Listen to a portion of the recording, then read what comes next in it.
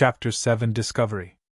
Half of Klaus's team had been digging for about an hour as the others had relocated the measurement equipment, which would hopefully guide them toward the source of the electromagnetic activity.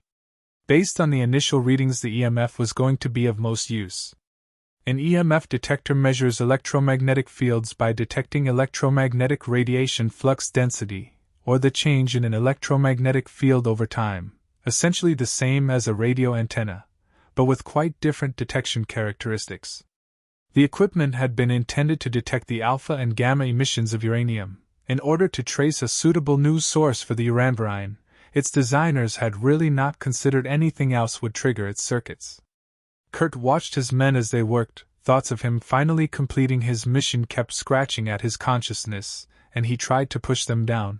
Until he had good news, they had no news. "Klaus, how are we looking with the EMF detector?" "It is up and running and showing a stronger indication than before. We are definitely on the right track." Looking genuinely pleased with the news, Kurt looked to his number one.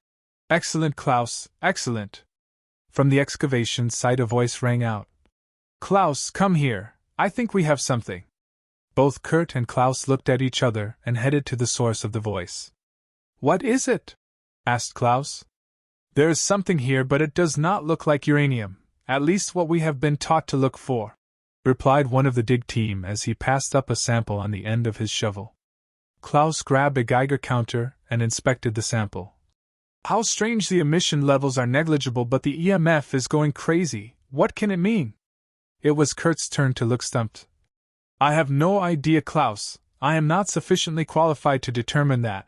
We will have to get a sample back to Lake Torntrask. Only they can inform us." "But that could take weeks, Kurt." "Yes, it could. It appears we will have to stay here and guard the new discovery whilst we await further instructions," smiled Klaus. Kurt looked at his boss and smiled to himself. "Yes, it appears we do. I'll inform the team." By the afternoon a sample had been packed and Kurt had sent an encrypted message to Lake Torntrask via an Enigma. The reply had taken some time, but when it arrived it informed them they would not be waiting weeks. A seaplane was being dispatched immediately to return the sample. They were to stand guard whilst the sample was tested and await further instructions.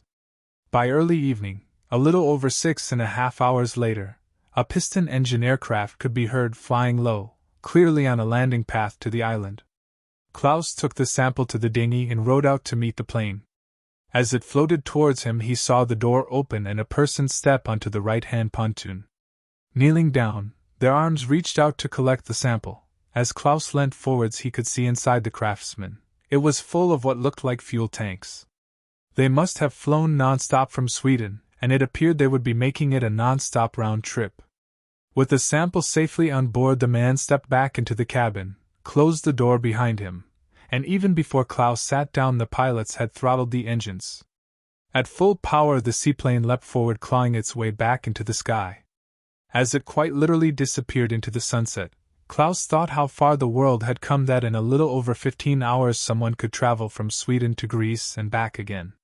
What Klaus did not know as he stared into the rapidly approaching night was that if their discovery was for real, Die Glock would transform travel in more ways than he could ever have imagined.